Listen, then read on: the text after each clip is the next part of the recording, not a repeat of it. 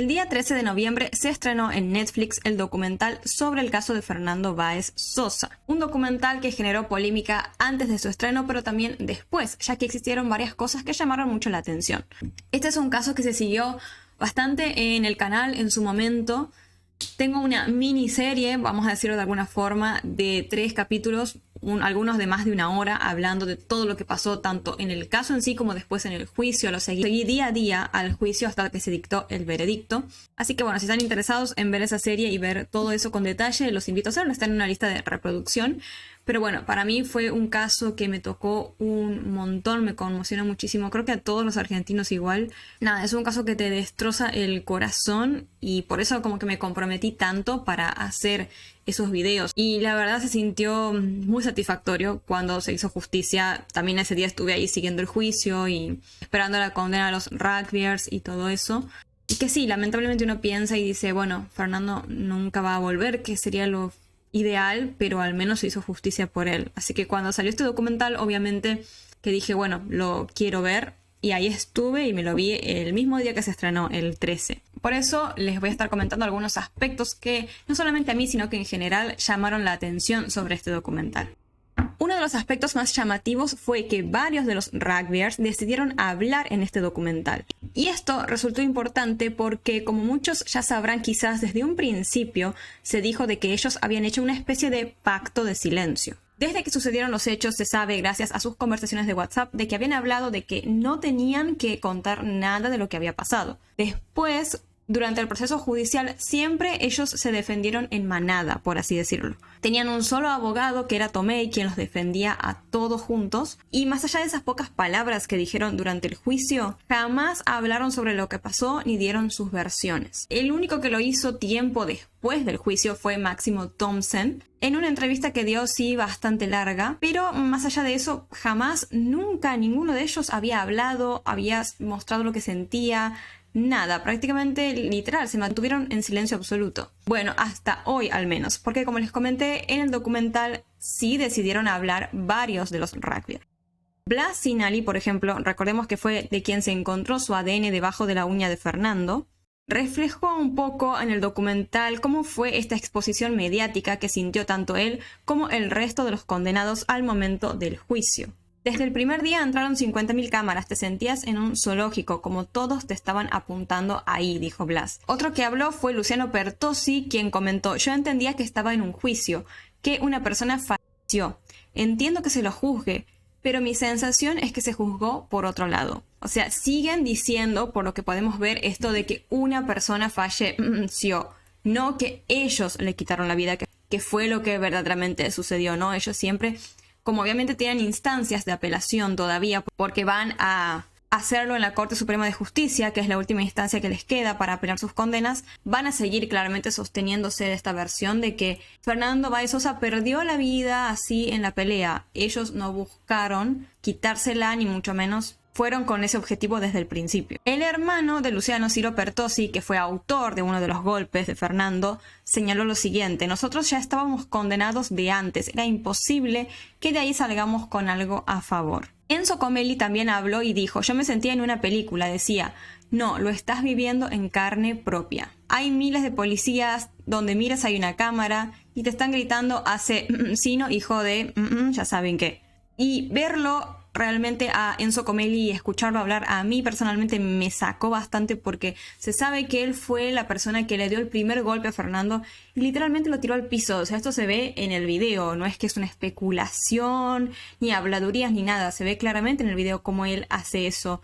Digo, o sea, literalmente fuiste, lo agarraste, Fernando, y lo tiraste al piso sin que te importara nada. Lo ves hablando así, incluso con una leve sonrisa en ese documental, entonces como que me sacó bastante a mí escucharlo. Y bueno, además haciéndose el pobrecito diciendo esto de ay, no sé, no puedo creer lo que estoy viviendo, que no sé qué, ¿no? También otro de los que habló fue Máximo Thompson, quien era obvio que iba a aparecer porque ya había decidido conceder una entrevista anteriormente, y dijo lo siguiente, y que de hecho fue algo bastante interesante si se quiere, ¿no? Comentó, uno, por querer ser aceptado socialmente hace cosas, por hacerse valer a uno, que en realidad estamos todos equivocados, porque hacerse valer es ser respetuoso, no encontrar el conflicto e irse, porque uno nunca sabe dónde puede terminar. ¿Qué quiso decir con esto? Al menos por lo que yo interpreto, que básicamente se dio cuenta de que la violencia no puede llevarte a vos a sentirte aceptado por el resto o hacerte sentir que vales más o que te haces respetar de esa manera, mucho menos estos niveles excesivos de violencia. Y yo me pongo a pensar, ¿será que realmente Thompson habrá reflexionado con todo lo que le pasó o lo dirá por decir como para quedar bien? Eso obviamente ya va a quedar en cada uno, pero sea verdad, sea que él lo sienta o no, siento que el mensaje es importante porque en un punto es ese el mensaje general que intenta dejar toda esta historia. Que la violencia nunca puede usarse para justificar nada. No puedes hacerlo para sentirte más integrado en un grupo, para sentir que tienes más valor, etcétera, etcétera. Es un cambio que se tiene que generar tanto en uno mismo como en la sociedad, porque yo puedo ser consciente de que no tengo que ser violenta y que eso a mí no me va a generar nada positivo y que encima voy a dañar a otro, pero es importante que en los grupos, sobre todo de jóvenes, no se incentive a esta idea de decir, si vos quieres ser parte de nuestro grupo o si quieres que te respetemos, mostranos que lo vale siendo violento. Y no, en los grupos de adolescentes se tiene que empezar a castigar ese comportamiento violento, a empezar a mirar mal, no decir, este es más machito, no, mira este qué capo que es cuando ves a alguien violento, sino lo contrario, tienen los jóvenes que empezar a ver a la violencia como realmente es algo repulsivo, algo espantoso. A Fernando no le pudo haber pasado todo esto en vano. Se tiene que generar un cambio que ya sé que obviamente es algo muy idealista lo que yo digo, pero bueno, una pequeña reflexión en la sociedad sobre todos estos temas, ¿no? Y que creo que si de verdad reflexionamos, Fernando no se habrá ido en vano. Otros aspectos que llamaron la atención en el documental fue que Julieta Rossi, la novia de Fernando, no habló, es más, ni siquiera apareció. Como sabemos, en los días posteriores a los hechos, Julieta acompañó muchísimo a Graciela Sosa y Silvino Báez, los padres de Fernando. Estuvo presente siempre en marchas y homenajes. Sin embargo, con el tiempo, Julieta tomó la decisión de alejarse de la exposición. Por eso a mí no me sorprendió, la verdad, que no haya estado, es más, ni siquiera la esperaba porque ya había visto esto de que ella, bueno, como pudo, logró seguir con su vida y tomó la decisión de alejarse de eso. Me refiero a lo mediático del caso. De hecho, ya de por sí, cuando inició el juicio de los rugbyers, Julieta no asistió, tampoco no declaró. Según contó su padre, Oscar Rossi, ella no fue porque no se encontraba en condiciones de afrontar ese proceso. Su hija no estaba emocionalmente preparada en ese momento para revivir todo lo que había pasado. Se dice que Graciela Sosa, la madre de Fernando, entendió por completo ese alejamiento que tuvo Julieta e incluso hizo público esto diciendo, le trae muchos recuerdos, perdió el amor de su vida y está tratando de recomponerse como pueda. Antes de los hechos, Julieta y Fernando compartían un proyecto en común, estudiar Derecho. Sin embargo, el triste final del joven hizo que ella decidiera dedicarse de lleno a otra pasión que tiene, que es la danza. Hoy en día, Julieta es bailarina profesional y profesora especializada en reggaetón, urbano, heels y femme style. Ella comparte esta pasión en sus redes sociales, donde supera los 380.000 seguidores. Y está teniendo bastante éxito en su carrera porque participó como bailarina en diferentes videoclips y shows en vivo de varios artistas destacados, como por ejemplo Eco, Connie Isla, Martí D, Aitana, Flor Vigna. También estuvo en los premios Ídolo de este año 2025. Y yo creo, la verdad, personalmente, que lo que está haciendo Julieta está bien, o sea, ¿qué se le puede decir a una chica que pasó por tanto siendo tan chiquita? Muy pocos, o sea, ni siquiera el 1% de todos nosotros vamos a entender lo que realmente ella vivió y por eso no somos nadie para decirle algo, ni juzgarla, ni nada. Y esto lo digo porque obviamente que leí un montón de comentarios de gente criticándola y diciéndole que no le importa nada y qué sé yo. Pero es como, a ver, ella logró hacer algo muy respetable, que es seguir con su vida, que es buscar un nuevo propósito y nada, intentar eso, rehacer la vida como mejor pudo. Y la verdad a mí me pone muy contenta verla como feliz, haciendo lo que le apasiona y así, viéndola eso, seguir con su vida. Obviamente que el dolor siempre va a estar, pero para ella las cosas siguieron y ella tuvo que seguir. Y si encontró en el alejamiento del caso la mejor forma de poder continuar, entonces está bien.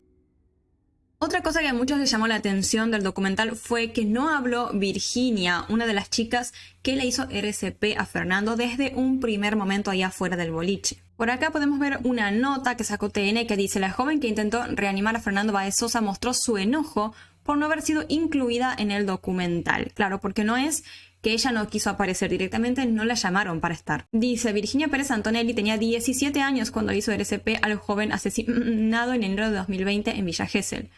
Algunos prefieren darle voz a los asesinos y cómplices, dijo Virginia. La participación de la joven, que entonces tenía 17 años, no recalquemos eso porque era muy jovencita, fue uno de los momentos más destacados y emotivos de la causa. Virginia se puso al frente para realizar las maniobras de RCP a Fernando. La relevancia de su testimonio quedó marcada durante el juicio a los rugbyers. La joven fue una de las testigos clave que declaró ante el Tribunal de Dolores, donde no solo ratificó sus intentos de reanimación, sino que también tuvo que defender sus acciones ante los cuestionamientos de la defensa de los acusados. ¿Esto por qué? Porque la defensa intentó plantear la idea de que las maniobras de RCP habían estado mal hechas y que eso habría llevado a que Fernando perdiera la vida más rápidamente. Entonces Virginia tuvo que ir al juicio, declarar y plantarse, tal cual como dice aquí la nota, y defender que ella había hecho el RCP correctamente.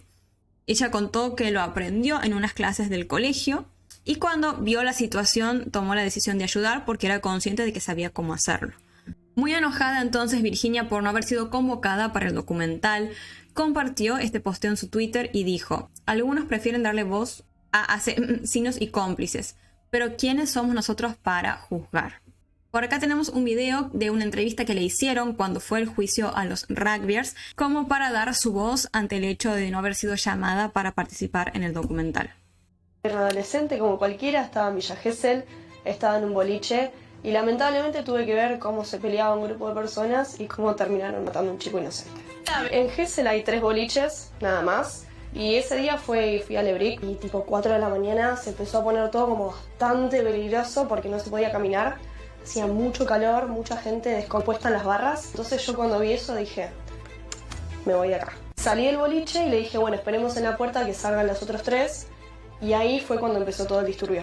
Y una vez que salieron, igualmente la pelea ya había empezado. El boliche se lavó las manos, sacaron a los 2 grupos afuera sabiendo que la pelea iba a seguir. Y los dejaron literalmente a la suerte. Y fue muy corta. O sea, no te dio tiempo ni a irte ni a pensar 2 veces en nada, que habrá durado 3 minutos, con toda la furia. El último recuerdo es un chico que se llama Valentín, que estaba pidiendo ayuda. El chico dijo, alguien sabe hacer RCP, y automáticamente corrí a las personas, me metí y dije, vemos qué podemos hacer. O sea, yo sé, con un curso que había hecho en el colegio, no era socorrista, no era médica, no era enfermera. Yo había hecho un curso de la Cruz Roja en el colegio 3 meses antes, y con eso fue un momento re raro para mí y súper fuerte, pero con la esperanza de que esté todo bien. Y cuando me levanto al día siguiente y el primer llamado que tengo es de Crónica, yo digo, ¿qué pasó? Y leo el mensaje y era el amigo de Fernando que me dijo, lamentablemente mi amigo. Obviamente para mí fue muy valiente lo que hizo ella en ese momento, porque hay que animarse ante una situación así como la que se vivió cuando pasó lo de Fernando, a ir e intentar socorrer a una persona. Y es muy recalcable esto que hizo ella, de no mirar a un costado, de no hacerse la tonta, podría haber ido tranquilamente a su casa a dormir y listo, y no. Tuvo la valentía y la decisión de ir a ayudar, de hacer lo posible para ayudar a alguien que lo necesitaba. Muchas personas la criticaron a Virginia por salir a hablar en este momento, como que comentaron que quería fama y todo eso, o por mostrarse enojada ante la situación. Pero bueno, esa ya es una opinión de cada uno. Yo siento que lo recalcable aquí es lo que ella hizo, y el mensaje también siento que es un poco lo importante, que es saber hacer RCP. O sea, no entiendo cómo no se da de forma obligatoria en todos los colegios. No sé si ustedes tuvieron, ella contó que sí, pero al menos yo no tuve, y ninguna de las personas más o menos cercanas a mí tampoco tuvieron en sus escuelas RCP. Hace unos días me fui a la noche de los museos, que para los que no saben, en Buenos Aires una vez al año todos los museos abren sus puertas de forma gratuita durante toda la noche, para que vos puedas entrar, recorrerlos y qué sé yo. Y otros lugares que no son museos en sí también abren y hacen exposiciones. En este caso yo me fui a la Facultad de Medicina y había ciertos horarios en el cronograma donde dictaban curso de RCP. Bueno, me puse, pues aquí quise hacerlo porque me acordaba justamente de todo esto y dije, esto hay que aprender a hacerlo. Pero había tanta gente, la verdad, porque son obviamente días que se llena todo, no se entendía nada del curso, no se escuchaba bien. Bueno, al final no aprendí nada, sinceramente. Pero me quedó como pendiente de decir, che, esto hay que aprenderlo porque uno nunca sabe cuándo lo puedes necesitar, ya sea para un ser querido o para así. Ves una situación en la calle y puedes accionar. Ahora sí vamos a hablar entonces de los demás rugbyers, porque sabemos que algunos estuvieron de acuerdo con la producción del documental, salieron a hablar y todo, pero otros no. No solamente los rugbyers restantes no quisieron que se produzca el documental, sino que se dice que algunos de ellos llegaron a presentar cautelares en la justicia para evitar que se estrene el mismo o que se los mencione a ellos en el documental. Aunque estas medidas no prosperaron. Y esto es cierto porque Netflix los menciona a todos, o sea, no es que omite decir algún nombre. Pero ¿quiénes son exactamente los rugbyers que buscaron cancelar este documental? Matías Benicelli, condenado a prisión perpetua, es uno de los que no prestó consentimiento para la realización de esta pieza audiovisual. Los otros dos fueron Lucas Pertossi y Ayrton Violas, ambos condenados a 15 años de prisión. Pero Benicelli fue más que nada el que realmente pidió que se cancele la producción por completo. Al no poder hacer esto, pidió que no se lo mencione, ni se muestre su imagen ni nada, hasta que se emita el fallo de la Corte Suprema de Justicia. Pero como les comenté, estos pedidos no prosperaron. ¿Y por qué Benicelli quiso solicitar este pedido en sí? Porque como sabemos y les comenté hace rato y también lo está diciendo aquí él, ellos tienen todavía los rugbyers una instancia más de apelación a su condena ante la Corte Suprema de Justicia, que pueden decir, no, me parece que la perpetua es mucho, vamos a bajarles la pena y qué sé yo, o ratificar la condena, es decir, no, me parece que la perpetua está bien, y una vez que la Corte Suprema de Justicia dice la condena está bien o toma una decisión, queda ahí, punto, no hay más instancias de apelación, es como lo último que les queda a los rugbyers. Entonces, Benicelli y su abogado defensor piensan que capaz el documental puede sesgar un poco la opinión pública o la información en general, y eso interferir en la decisión de la Corte Suprema de Justicia. Benicelli fue de hecho el primero que se apartó del resto de los rugbyers. Después del juicio, él se separó de Tomei, que era el abogado que, como les conté, los representaba a todos, a los 10 rugbyers, y se fue con este nuevo abogado que tiene ahora, que está trabajando solo con él. No obstante, a pesar de que hicieron todo lo posible para evitar de que se hable de él en el documental, que dicho documental salga de por sí, etcétera, etcétera, no lo lograron. El documental salió y se lo menciona a él sin ninguna censura. Por si no se acuerdan, Benicelli fue supuestamente, según se dijo, el que inició desde un primer momento el conflicto dentro del boliche. Fue acusado también por Thompson de haber sido el iniciador de todo esto. Pero como tiene condena a prisión perpetua, obviamente va a intentar hacer todo lo posible para que salga la apelación, ¿no? Adelante, que no sé si va a salir, la verdad. Esto fue en general un poco lo que estuvo pasando en relación a el documental del caso de Fernando Báez Sosa. Más allá de todo, creo que ahora lo importante es, bueno, ver qué va a decidir la Corte Suprema de Justicia con el tema de la condena a los rugbyers, para ver si sale su apelación o no. Como les decía, si la Corte Suprema de Justicia dice, no, me parece que las condenas están bien, punto, quedan ahí para siempre, ya no tienen forma de hacer nada los rugbyers. Y bueno, por otro lado, lo importante de la existencia de este documental es que nos lleve a todos a recordar el caso, por un lado, porque pasan tantas cosas que se nos van olvidando, y yo, por otro lado, a volver a reflexionar, como les decía hace rato, sobre la violencia, sobre la violencia de los jóvenes, cómo tiene que empezar realmente entre los jóvenes a hacer algo mal visto, no como algo positivo, no como algo que lleve a los demás a integrarse en un grupo, a considerarlo más capito, más machito, ni nada de eso, sino verlo como algo repulsivo. Imagínense cómo cambiaría la sociedad si la violencia no tuviera nada que ver con la inclusión social, ni tampoco se intentara hacerla ver como algo bueno, algo positivo, que es lo que tiene que pasar. Entonces siento que eso es lo importante más que nada de este documental, que volvamos a reflexionar sobre la violencia. Lamentablemente, como sabemos, estas cosas no dejaron de pasar. Después de lo que sucedió con Fernando, hubo otros casos de los cuales también hablamos en el canal, de situaciones así violentas fuera de las discotecas y situaciones así en la noche, que es obvio, como les decía, es muy idealista ver y pensar, bueno, ahora sí va a cambiar todo. Obviamente no. Por eso es necesario como volver a traer todo esto a la memoria de la sociedad e intentar incentivar constantemente a la reflexión. Porque como les decía, Fernando no puede haber perdido la vida en vano. Al menos tenemos que hacer que su memoria sirva para eso, para que todos reflexionemos para bien.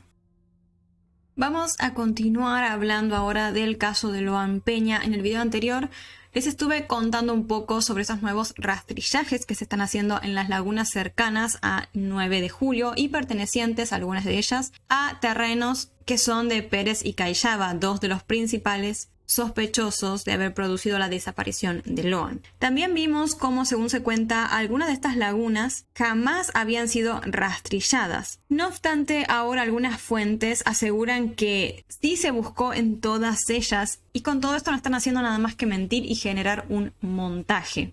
Algo que ya muchos sospechaban, ¿no? Porque se piensa que están intentando a la fuerza, por así decirlo, instaurar más esta hipótesis de que Loan fue víctima de un accidente tras ser atropellado por la camioneta de Pérez y Cayaba. Una hipótesis que a muchos nos parece un poco descabellada y es aún más sospechosa cómo se empezó a hablar de la misma.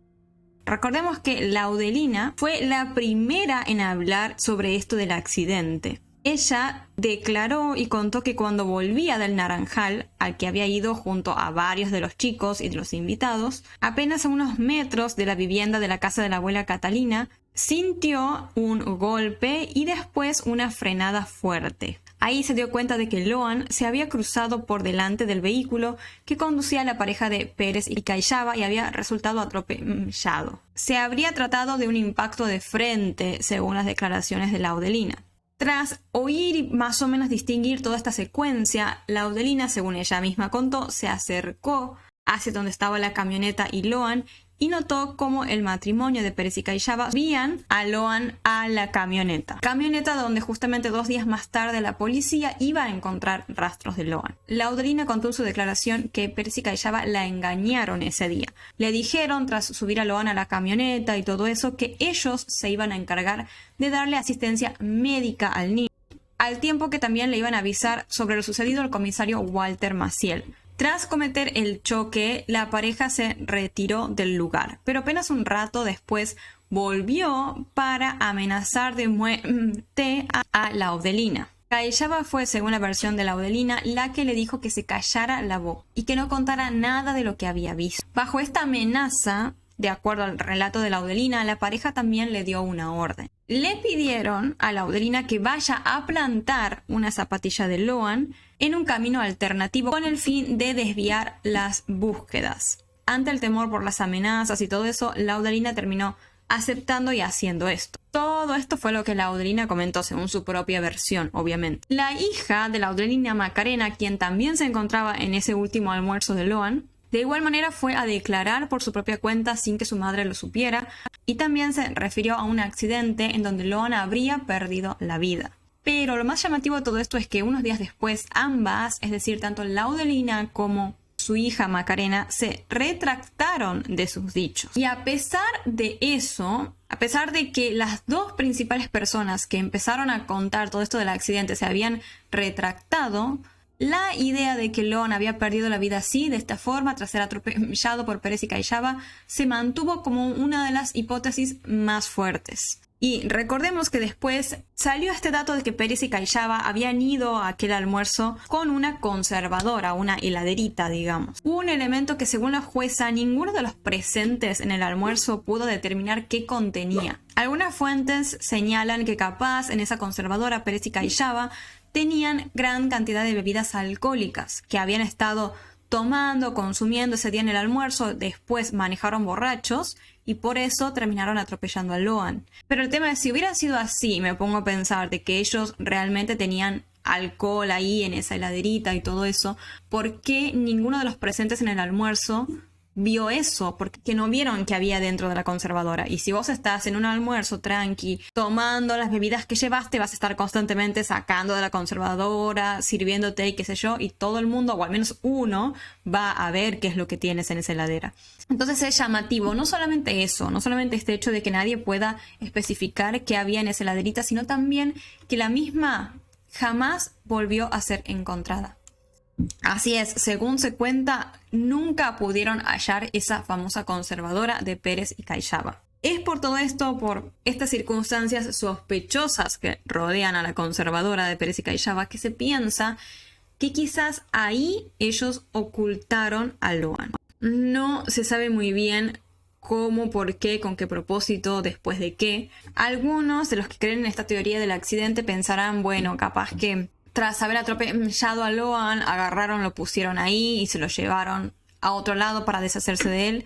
Pero los que no, podemos ver que quizás hay algo mucho más turbio detrás de la desaparición de esta conservadora. Y que incluso estaba todo planeado desde el principio, porque por algo Pérez y Callaba la llevaron a ese almuerzo de por sí y presuntamente en ningún momento la abrieron ni nada, y es por eso que ninguno de los presentes pudo saber qué había dentro de esa heladería.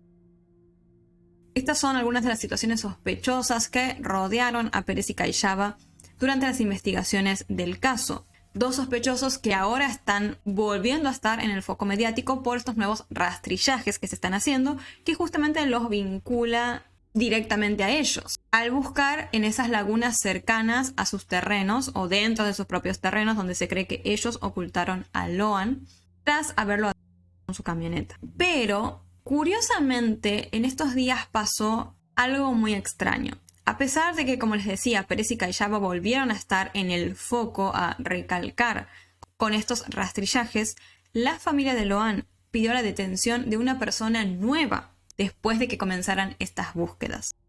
Es así, sus abogados dijeron que encontraron en esta persona nueva, que se convirtió en una especie de nuevo sospechoso, falsedad testimonial, que se contradijo en sus declaraciones, omitió información y comentó que no conocía lugares que en realidad sí. Se comenta que este sospechoso sería aparentemente un vecino de la abuela Catalina, la dueña de la casa donde sucedió aquel último almuerzo, y que los padres de Loan creen que este hombre tuvo una participación activa y directa en la desaparición del niño, junto con los demás sospechosos, ¿no? Claramente.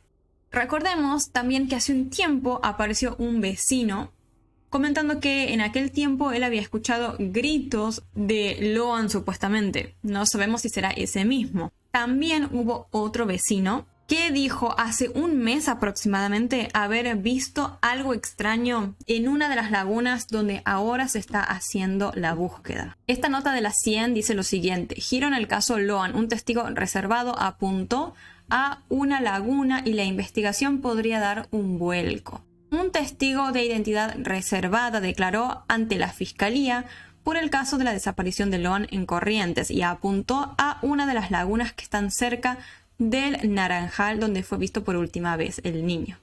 El periodista Alejandro Pueblas informó que el testigo se acercó por cuenta propia en la fiscalía después de que el comisario Rodríguez se sumara al equipo de investigación. Por razones de público conocimiento no se obtuvieron detalles de la persona que dio esta versión, ya que se trata de un testigo de identidad protegida. De fuentes judiciales trascendió que la declaración apunta en forma directa hacia una laguna que llamativamente ya fue rastrillada en los primeros días del operativo de búsqueda. Esta declaración genera controversia en torno a la eficacia y veracidad de los primeros procedimientos de búsqueda en las primeras instancias, en la que los rastrillajes dieron negativo. Las dudas crecen sobre la posibilidad de que un área clave se haya revisado de forma deficiente, críticas que ya se habían dado en los primeros meses tras el cambio de los abogados. En ese mismo sentido, la nueva declaración alimenta las sospechas de encubrimiento y de negligencia que rodean al caso desde el principio, cuando el comisario Maciel fue detenido bajo el mismo delito. ¿O este vecino es efectivamente un testigo que vio algo extraño y realmente las búsquedas se hicieron mal, posiblemente a propósito para ocultar lo que en verdad sucedió? ¿O este vecino sí está implicado en la desaparición de Loan y al dar este testimonio quiere justamente desviar la investigación, hacer perder tiempo con búsquedas en vano, etcétera, etcétera? Y es por eso que los padres de Loan ahora quieren solicitar su detención. Para mí es evidente que se trata de la misma persona, como que este sujeto que salió a decir lo de la laguna hace un mes atrás más o menos es el mismo que está siendo señalado ahora por los padres. Lo que no sé obviamente es qué hay detrás de esta supuesta declaración. Cuéntenme ustedes qué opinan sobre qué creen que hay detrás de todos estos operativos de búsqueda, de este testigo que salió ahora y todo eso. ¿Creen que van a plantar algo?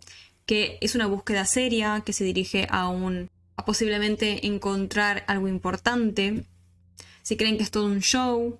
La realidad es que cada vez se siguen sumando más y más cosas extrañas y controversiales en todo este caso, pero seguimos en la misma porque Loan no aparece y no sabemos dónde está, qué le pasó, si está sin vida, si está sufriendo, que es lo importante, ¿no? Seguimos con búsquedas de aquí para allá, pero sin avances significativos en sí, porque qué fue lo que le pasó al niño todavía no se sabe. Yo espero que si se llega a encontrar algo, sea la verdad, no sea nada plantado, sea algo para bien. Obviamente soy consciente de que es lo menos probable que pase, pero bueno, es lo que espero, más que nada por Loan, obviamente. Así que bueno, coméntenme qué opinan ustedes sobre todo esto y bueno, vamos a ver si pasa algo en los siguientes días. Siempre les voy a mandar un saludo a todos los miembros del canal y les pido perdón por el último saludo que estuvo, no sé, como muy feo, muy triste, porque yo ese día me sentía muy mal, o sea, estaba con la presión baja, así me sentía mal, y ya después de estar varias horas grabando, como que cuando llegó ese momento me sentía liquidada y no me di cuenta, la verdad, que quedó tan así el saludo, era como muy frío, como tal, así como nada, perdón, ahora les voy a mandar un saludo mucho mejor, porque no, de verdad ese día estaba liquidada y siento que al final se notó muchísimo ya. Bueno, entonces, mejores saludos. Los miembros del canal son Nani, Begoña Huervo Modino, nueva miembro del canal. Muchísimas gracias por unirte, porque el saludo anterior la verdad estuvo bastante feo. Emi Furiosa Grey, también nueva miembro, bienvenida, muchísimas gracias por unirte, perdón por el saludo feo anterior. Neodox, Pamri, Brittany Moraga, Miguel Heredia, Stephanie Jorak S., Jacqueline Castellanos, miembro veteranísima ya de este canal. Muchas gracias por seguir apoyando este canal. Jackie, Angélica Hernández, Ana Catarina Po también. Ya tiene el loguito de los miembros más antiguos del canal. Mariela, Danae, Maribel Granadeño, K9 Barlos, Sonia Loera, Valerie Escobedo, Guadalupe M, Luz Gris Concepción, Winona Waiters. Laila, también veterana aquí, hace más de un año. Ahora estás cumpliendo un año este mes. Ay, felicidades. Rebeca Guzmán, Pamela Sánchez, también cumpliendo el año ahora. Muchísimas gracias. Sandra Escobar MD, 16 meses de membresía. Y Laura Elena Garridos con 15 meses de membresía. O sea, muchas gracias por seguir apoyando después de un año este canal. Hay que aguantarme un año, como les decía.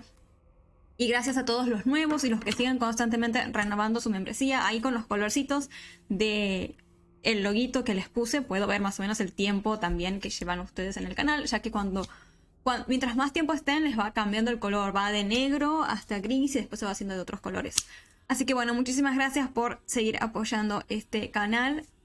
Si les interesa en general este contenido, no olviden suscribirse al canal y activar la campanita de notificaciones para que YouTube les avise cada vez que suba un nuevo video. Y bueno, si están interesados en que veamos todo esto de Vivian, estén atentos al canal, que en estos días ya, bueno, como les decía, si no sucede algo así, que haya algo así novedoso de lo cual haya que hablar con respecto a este caso, vamos a ir directo hacia eso. Muchísimas gracias por verme, les mando un beso enorme y los veo la próxima.